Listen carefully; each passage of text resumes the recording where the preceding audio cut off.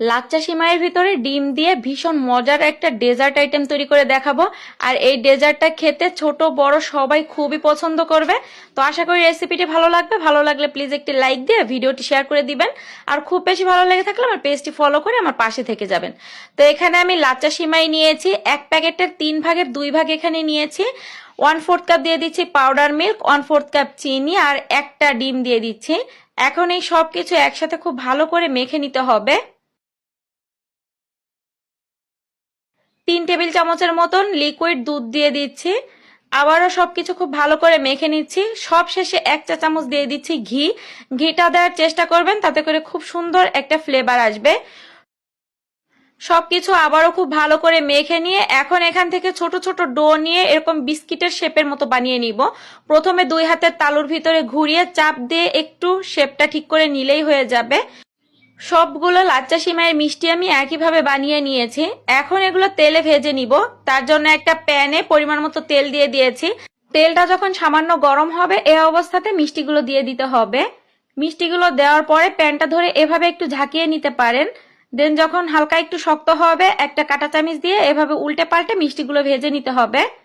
তবে হাই ফ্লেমে এই মিষ্টিগুলো ভাজা যাবে না, তাহলে খুব দ্রুতই পুড়ে যাবে। মিষ্টিগুলোর কালার যখন এরকম গোল্ডেন কালার হয়ে আসবে এ পর্যায়ে মিষ্টিগুলো তেল থেকে ছেঁকে তুলে নিতে হবে। আমি এই মিষ্টিগুলো আজকে দুধের শিরার ভিতরে ডুবিয়ে আপনাদেরকে দেখাবো। তবে আপনারা চাইলে কিন্তু এই মিষ্টিগুলো এরকম বিস্কিটের মতনও কিন্তু খেতে পারেন। এটা খেতে খুবই ভালো লাগে আর এটা অনেকদিন পর্যন্ত সংরক্ষণও করতে পারবেন। যে কোনো এয়ারটাইট বক্সে রেখে এইটা আপনারা বিকেলের নাস্তায় চায়ের সাথে কিন্তু সার্ভ করতে পারবেন।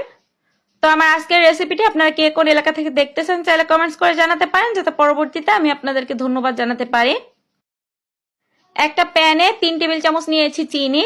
স্প্যাচুলা দিয়ে একটুখানি চিনিগুলো ছড়িয়ে দিচ্ছি। কোনো রকম পানি না দিয়ে একটু অপেক্ষা করলেই দেখবেন কিছুক্ষণ পরে চিনিটা গলতে শুরু করবে।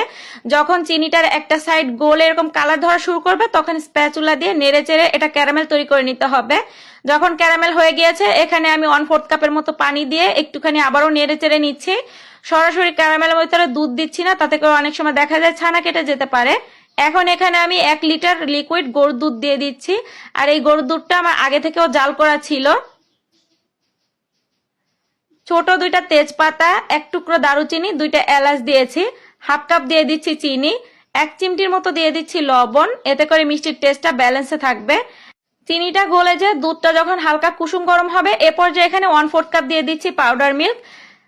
দুধটা হালকা কুসুম গরম হলে পাউডার মিল্ক দিলে দুধের সাথে পাউডার মিল্কটা খুব ভালোভাবে মিশে